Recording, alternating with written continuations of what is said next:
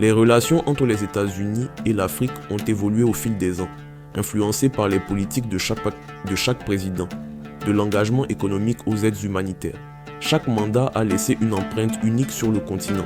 Cette vidéo explore comment les 5 derniers présidents ont abordé leurs relations avec l'Afrique, en examinant les tendances, les défis et les succès. Cette introduction met en lumière l'importance de ces relations dans le contexte mondial actuel et prépare le terrain pour une analyse détaillée des politiques de Trump en comparaison avec celles de ses prédécesseurs.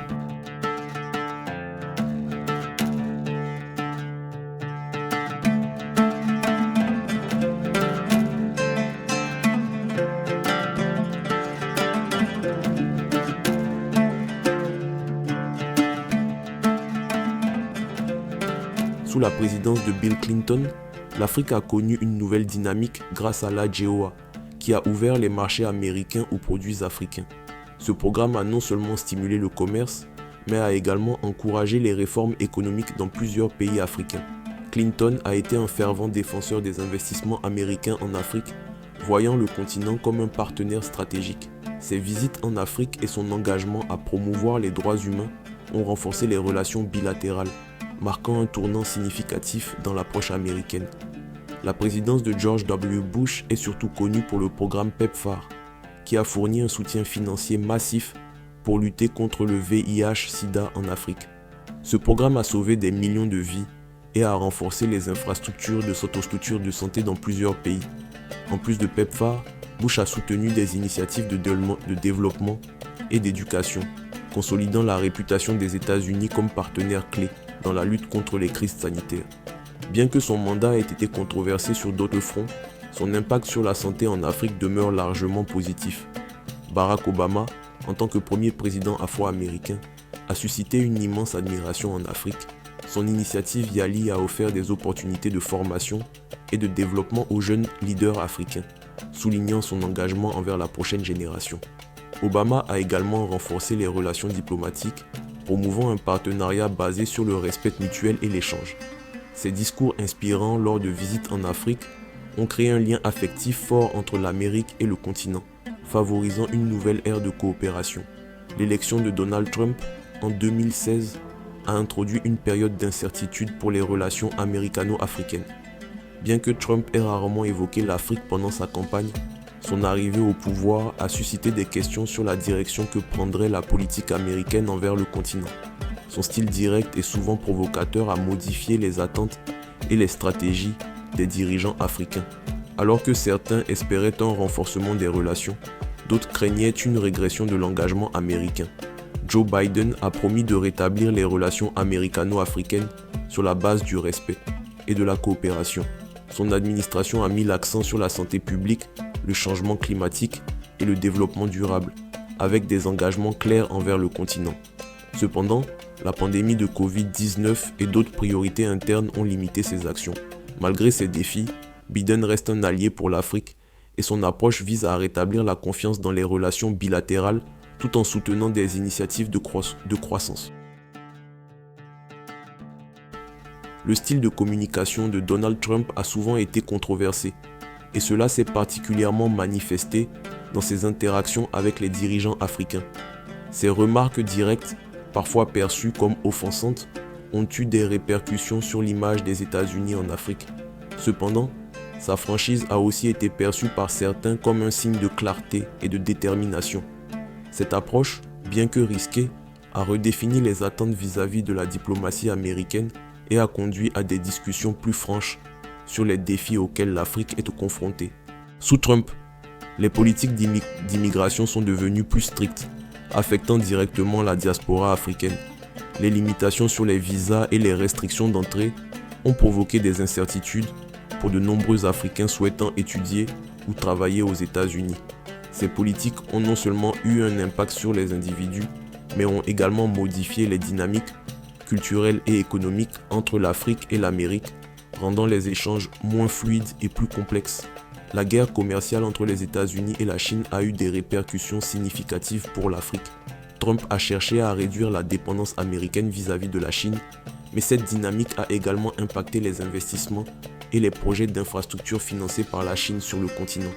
Les pays africains, pris entre les deux puissances, ont dû naviguer dans un paysage commercial en mutation, ce qui a soulevé des questions sur leur souveraineté économique et leurs choix stratégiques.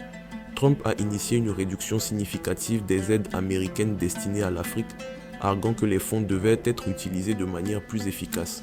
Cette décision a suscité des inquiétudes quant à l'impact sur les programmes de santé, d'éducation et de développement.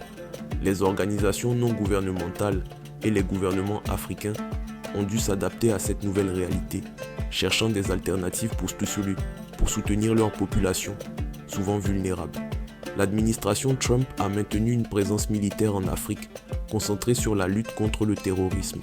Les États-Unis ont continué à former et à soutenir les forces armées de plusieurs pays, cherchant à stabiliser des régions touchées par des groupes extrémistes. Cette coopération militaire, bien que bénéfique pour certaines nations, a soulevé des questions sur la militarisation des relations américaines avec l'Afrique et les implications à long terme pour la sécurité régionale. Les discours de Trump sur l'Afrique ont souvent été controversés et leur contenu a influencé la perception du président dans le continent.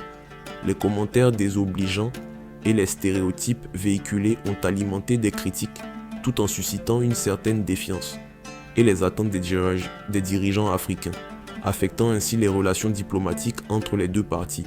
Dans un second mandat, Trump pourrait accentuer son intérêt pour des partenariats économiques bilatéraux, cherchant à établir des relations de commerce plus équitables avec certains pays africains riches en ressources. Cette stratégie pourrait offrir des opportunités aux nations africaines pour renforcer leur économie, mais également soulever des préoccupations quant à l'exploitation des ressources. Les pays devront évaluer soigneusement les conditions de ces accords pour en tirer le meilleur parti. Loin de se laisser distancer, Trump pourrait intensifier la lutte contre l'influence croissante de la Chine en Afrique. Cette compétition pourrait se traduire par des investissements américains dans des infrastructures ou des initiatives de développement visant à offrir une alternative aux projets chinois. Toutefois, cette rivalité soulève des questions sur la dépendance croissante des pays africains envers les grandes puissances et la nécessité de maintenir leur indépendance économique. Trump a toujours eu une position ferme sur l'immigration, et cela pourrait se poursuivre dans son second mandat. Les restrictions d'immigration et la limitation des visas pour les ressortissants africains pourraient être renforcées, rendant l'accès aux États-Unis encore plus difficile. Cette situation pourrait freiner les échanges culturels et professionnels, ayant un impact sur les réseaux de soutien qui existent entre les communautés africaines et américaines. L'accent mis sur la sécurité pourrait conduire à une réduction des programmes d'aide humanitaire. Les budgets alloués à l'éducation et à la santé pourraient être déplacés vers des initiatives militaires. Cette redirection des ressources pourrait affaiblir les efforts de développement, surtout dans les pays qui dépendent de l'aide américaine pour leurs infrastructures essentielles et leurs services sociaux. Donald Trump vient d'être élu pour un second mandat à la présidence des États-Unis. Cette réélection suscite à la fois espoir et inquiétude pour l'Afrique. Le continent, qui occupe une place particulière dans la politique étrangère américaine, pourrait voir ses relations avec les États-Unis évoluer sous l'influence de la vision pragmatique et souvent controversée de Trump. Son approche, marquée par une priorité aux accords bilatéraux, un contrôle renforcé sur l'immigration et une compétition accrue avec la Chine, signale des opportunités économiques, mais aussi des défis pour les pays africains. Les nations africaines devront naviguer avec précaution en saisissant les chances de promesses de partenariat commercial tout en préservant leur souveraineté. Trump pourrait également renforcer les engagements militaires pour lutter contre le terrorisme, mais cela risque de détourner l'attention des besoins en aide au développement. L'Afrique, forte de sa jeunesse et de ses ressources, continuera d'être un terrain stratégique pour les États-Unis. Face à une Amérique qui privilégie ses propres intérêts, les dirigeants africains devront élaborer une vision claire pour tirer parti de ces nouvelles dynamiques tout en protégeant les intérêts de leur population. L'avenir des relations américano-africaines dépendra des choix de Donald Trump, mais aussi de la capacité de l'Afrique à affirmer son autonomie sur la scène mondiale. Dans ce contexte incertain, les pays africains devront rester vigilants et stratégiques, prêts à saisir les opportunités tout en défendant leurs valeurs et leur développement durable. Cependant, pour que l'Afrique puisse tirer pleinement parti de ces nouvelles dynamiques, tout commence par l'obtention d'une monnaie forte, indépendante et capable de soutenir un développement durable.